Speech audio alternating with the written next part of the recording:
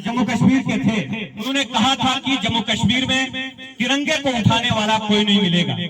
परंतु जब धारा 370 हटी, भारत के यशस्वी गृह मंत्री ने जिस प्रकार सशक्त तरीके से यहाँ की आंतरिक स्थिति को सुधारा, एक भी कहीं घटना नहीं हमें देखने को मिली। इसका परिणाम क्या है? क्योंकि भारत की सरकार एक सशक्त नेतृत्व के हाथ में थी। तो अब हमारे पास ये समय है कि हम सब इस अवसर का लाभ उठाकर जम्मू कश्मीर में एक राष्ट्रभक्त सरकार लाएंगे। साथियों, यहाँ की हालात क्या थे, यहाँ की स्थिति क्या थी, हमारे बुजुर्ग इससे परिचित हैं।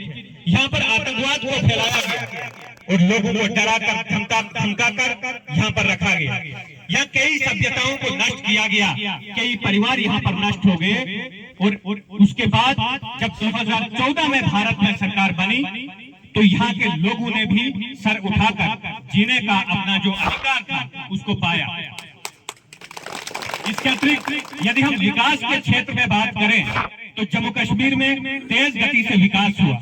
चाहे आप इसमें आर्थिक स्थिति को देखें तो दूर दूर पंचायतों में भी जहां पिछड़े हुए क्षेत्र थे, जहां पिछली सरकारों ने वोट बैंक की राजनीति करते हुए उनको विकास से वंचित रखा था, वहां पर भी विकास पहुंचाया।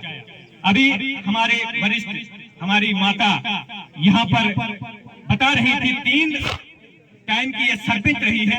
इन्होंने बताया कि किस प्रकार प्रधानमंत्री आवास योजना के तहत हर गरीब को घर देने का अवसर मिला।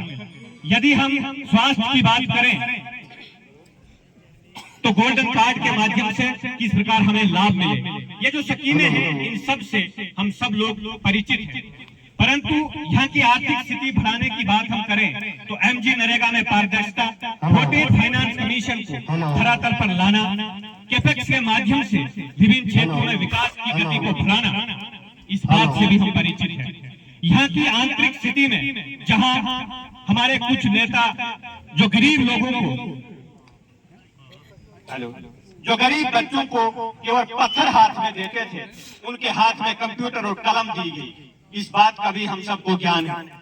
परंतु जिस प्रकार भारतीय जनता पार्टी के कार्यकर्ता और भारतीय जनता पार्टी के लोगों ने जम्मू कश्मीर में संघर्ष किया, जब यहाँ पर सरकार नहीं होती थी तब भी यहाँ पर खड़े रहे और उसका परिणाम ये हुआ कि जम्मू कश्मीर में भारतीय जनता पार्टी की सरकार बनी और ये सारी चीजें जो है वो संभव हो पाई।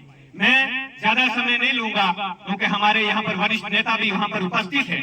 परंतु आने वाले समय में रामनगर की विधानसभा में प्रगतिशील विकास के लिए, यहाँ की शिक्षा व्यवस्था को सही तरीके से चलाने के लिए, गांव-गांव में सड़कें पहुंचाने के लिए, गांव-गांव में स्वास्थ्य की स्थिति को सुधार करने के लिए और हर गरीब को रोजगार देने के लिए हम अपना वोट डॉक्टर सुनील भारद्वाज जी जैसे ईमानदार और पढ़े लिखे व्यक्ति के पक्ष में देंगे। यही मेरा आप सबसे अनुरोध है। और आज जिस प्रकार भारतीय जनता पार्टी के कार्यकर्ताओं को, हम रात को आ रहे थे, मेरे साथ युवा मोर्चा के कुछ लोग थे, जिस प्रकार यहाँ पर परिस्थितियां बनाई गई हैं, लेकिन मैं आपको बताना चाहूंगा हमारे कार्यकर्ता जिस प्रकार काम कर रहे हैं ये किसी से डरने वाले नहीं। हाँ, अटल जी की पंक्ति है कि हम तब नहीं डरे जब अकेले थे, आज तो इतने लोग, इतनी सरकारें हमारे साथ है। मैं अंत में कुछ पंक्तियां आपके सामने बताकर अपने विचारों को समाप्त करूंगा।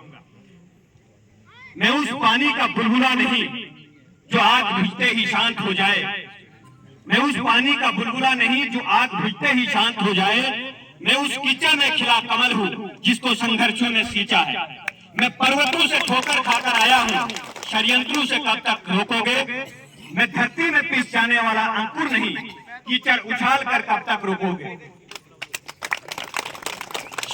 जो साथ हैं मिलकर आओ आगे बढ़े, शौर्य पराक्रम है ध्वजा हमारी, सत्यशील है बल हमारा, विजय सुनिश्चित होगी हमारी, परचम हम ही लहराएंगे। ये आने वाली भविष्यवाणी की हम जब 1 तारीख को अपना मतदान डॉक्टर सुनील भारद्वाज जी के पक्ष में करेंगे और 8 तारीख को यहाँ डॉक्टर सुनील भारद्वाज जी हमारे विधायक बनकर जाएंगे, रामनगर के विकास के लिए काम करेंगे। इन्हीं शुभकामनाओं के साथ आप सबका धन्यवाद।